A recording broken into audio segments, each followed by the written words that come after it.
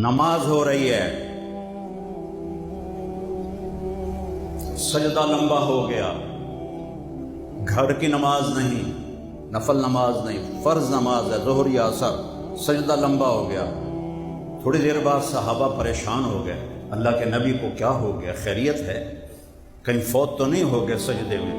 تو عبداللہ بن مسعود آپ کے پیچھے تھے، انہوں نے ایسے سر اٹھا کے دیکھا تو کیا دیکھا؟ دونوں بھائی کمر پہ بیٹھے گپاں چل رہی ہیں، اور میرے نبی سواری بن کے سجدے میں پڑے ہوئے ہیں۔ تو عبداللہ بن مسعود نے ہاتھ آگے بڑھایا اور آپ کو دونوں بھائیوں کو اتارنے لگے۔ میرے نبی نے بغلوں سے دیکھا کہ کوئی ہاتھ آگے آ رہا ہے، تو آپ نے یوں اشارہ فرمایا، نہیں نہیں، کچھ نہیں کرنا، کچھ نہیں کہنا، جب تک شہزادے کمر سے نہیں اترے میرے نبی نے سجدے سے سر نہیں اٹھایا۔ جب آپ نے سلام پھیرا تو دونوں کو گود میں لیا، پھر فرمایا کہ ابی ہما و امی، میرے ماں باپ ان پر قربان، میرے ماں باپ ان پر قربان۔ ایڈڈ دا بچن کی آخر ہیں، میرے ماں باپ ان پر قربان۔ اگے بات کیا فرمایا؟ اللہ تو لوہما، اوے نانو دکھ نہ دے ویا جے، اوے نانو تکلیف نہ دے ویا جے۔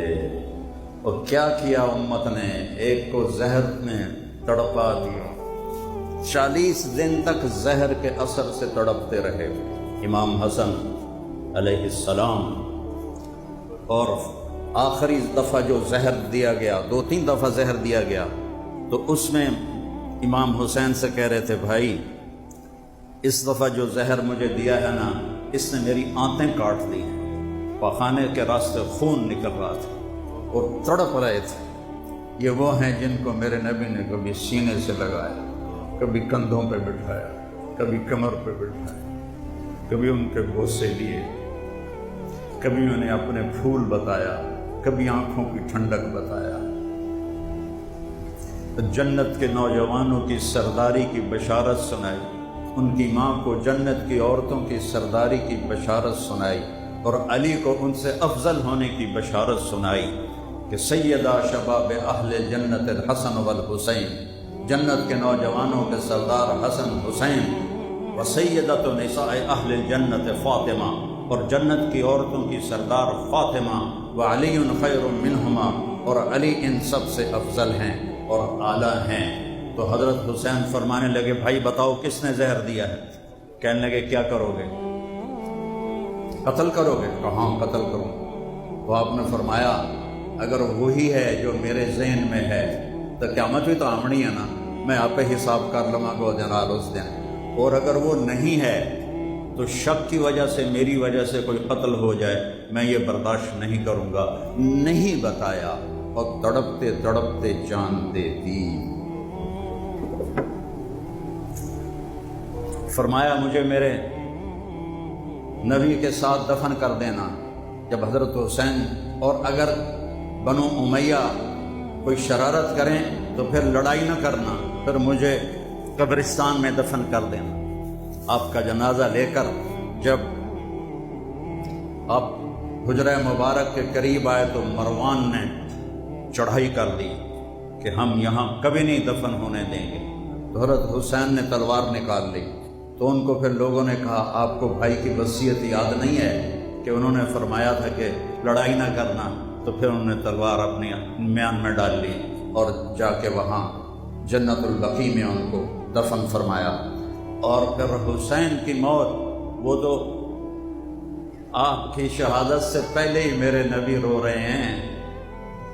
آپ نے حضرت ام سلمہ سے فرمایا، آپ کی جو بیگم ہے، ام سلمہ آج ایک فرشتہ ملنے آ رہا ہے، تو ایسا کرو دروازے پہ کھڑی ہو جاؤ، کوئی اندر نہ آئے۔ تو وہ کھڑی ہو گئی، اتنے میں حسین آئے، وہ اندر جانے لگے، انہوں نے روک دیا، وہ رونے لگے، وہ روئے تو انہوں نے چھوڑ دیا، اندر گئے، تھوڑی دیر بعد اندر سے رونے کی آواز آئی زور زور سے، وہ بھاگ کے اندر گئی، تو آپ نے امام حسین کو ایسے سینے سے لگایا ہوا اور ایسے تڑپ تڑپ کے رو رہے تھے، اور آپ کی ہچکیاں بندھی ہوئی تھی۔ تو آپ نے ام سلمہ نے عرض کیا، یا رسول اللہ میرے ماں باپ قربان، آپ کو کیا ہوا؟